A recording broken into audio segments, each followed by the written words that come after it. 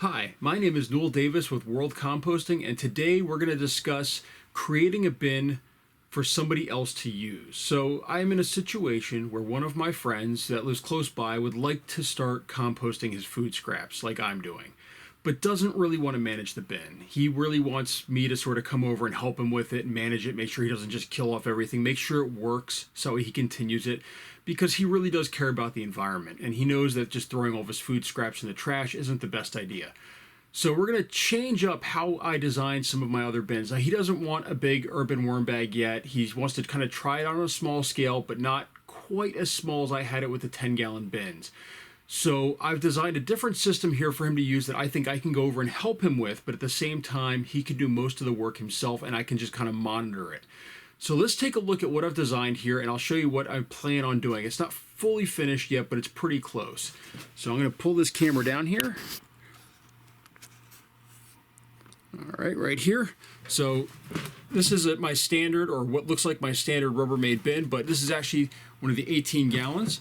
I have the holes here on the top, and then below it, well, actually, let me show you the bottom first. I have multiple holes on the bottom here that are going to let water escape. These are, I think, they're half-inch holes, I think, right here. So they're around that area, but they're not huge, but they're big enough where they shouldn't get blocked up, and hopefully they'll let water out. There is this channel here going around, and yes, that might make it where some of the water builds up in here, but that's okay if a little bit does. We just don't want all of it to be built up.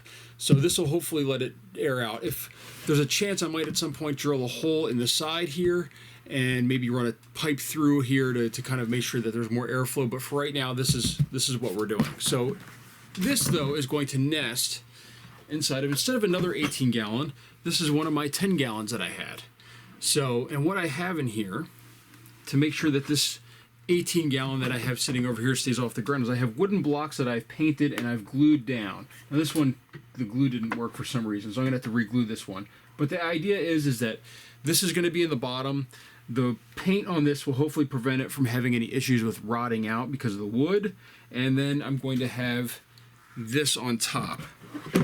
So that is the way I plan on doing this. That way it can have a little bit more water. If I'm gone for a couple weeks or haven't been over there and there's water building up, he can take this outside, take this off, dump this right out. These are not going to come out. It should be nice and light because these are wood instead of stone or bricks or anything like that.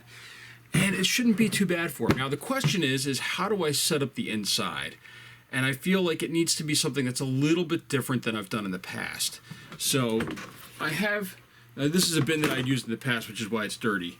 I have here, instead of the standard, throw in all my bedding, let it sit there, and then, build up with moisture in the bottom, I have my old t-shirts here that I've cut these tops off of. So I've cut the collar here off, which is, because I've composted these before, but this collar right here, if you can see, it's kind of flexible, and I don't know if there's elastic in here, but I found that these did not break down when I've thrown shirts in my bins in the past. So I cut those off, and what I'm going to do is I'm going to lay down a couple of them in the bottom.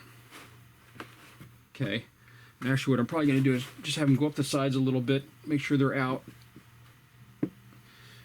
So I've got two of them down here to lay in the bottom here, and what this is going to do, it's going to kind of soak up some of this excess moisture that gets in here. It's going to prevent the worms from getting down, sort of. It might get weighed down a little bit, but that's okay. So that's going to go in the bottom. After that, we're going to put in our standard shredded cardboard and paper bedding.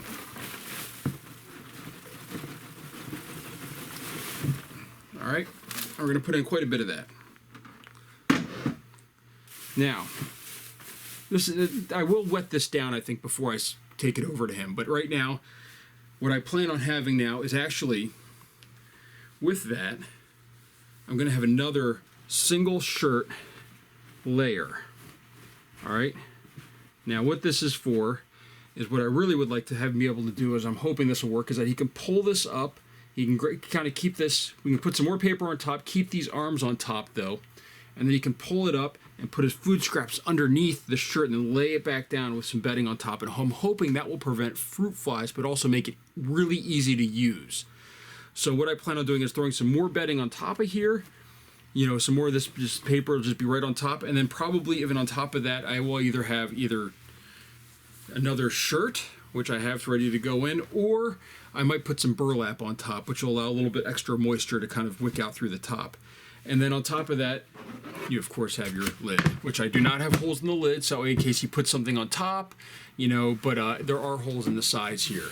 But so that should be enough airflow into the bin, and it's a little bit taller, so that way I don't have to change it out quite as often. It's not something where it should be overrun, I'm hoping. So the next part of this plan for this bin is that, and the reason why I haven't put any other material on top of this is that I will also be putting the worms in on this level. So there will be a level above this, you know, maybe another 2 or 3 inches of stuff on top, which will be kind of dry. But that way everything that's wet is down in this lower section, and I'm hoping that air moves up, worms move through here, and that way they'll hopefully have that space needed to consume the food necessary, but also no flies. Because basically he said if there's fruit flies in the house, they won't be able to have it. So we need to kind of make sure that this works out. And in the process of doing so, he might eventually move to another system, which is a little bit bigger, maybe one of the urban worm bag or the Rubbermaid, maybe mini or something like that to start with. And he'll eventually move up. But this is a first start. So this is my idea for this bin. I don't know how it'll work. I don't know whether he'll like it or not, but we're going to try it out. So this is the start. I'm not going to get all this wet yet, but I'm going to keep the shirt in here just so you can get the idea again. And then what I still need to do is I need to find a way to anchor this one down. For some reason, the glue didn't hold like it did for this one. But that is my plan. I'd be very curious to know what you think. And this also could be, of course, used for, you know, yourself if you're interested. But, you know, this is my big idea was originally was also to buy another one of these 18 gallons and switch these out at intervals. That way, you know, after 4 months, be like, okay, this one's done. Take this one, just bring another one over to his house and stick it right in here. Rubbermaid doesn't make these anymore, apparently, or at least I cannot find them at the stores. It looks like Home Depot has a Husky brand that has a different configuration, so I don't know what to do about that quite yet, but at least for now I have this one that can go in here, and I can always, I guess, jury rig it to fit a 10-gallon in here, you know, at least temporarily while I switch this out. So thank you again for watching this. This is another design that I have for a home system, a small home system, if you're not ready for one of these larger bag systems or flow-throughs that I've created in the past. But I think this will work really well for his family to start with. Something tells me that they will need a second bin because they are a family of 5 and they go through a lot of fruits and vegetables. But this is at least something to kind of get them in the idea of how it works. So thank you very much for watching. Please like and subscribe my videos. Thank you.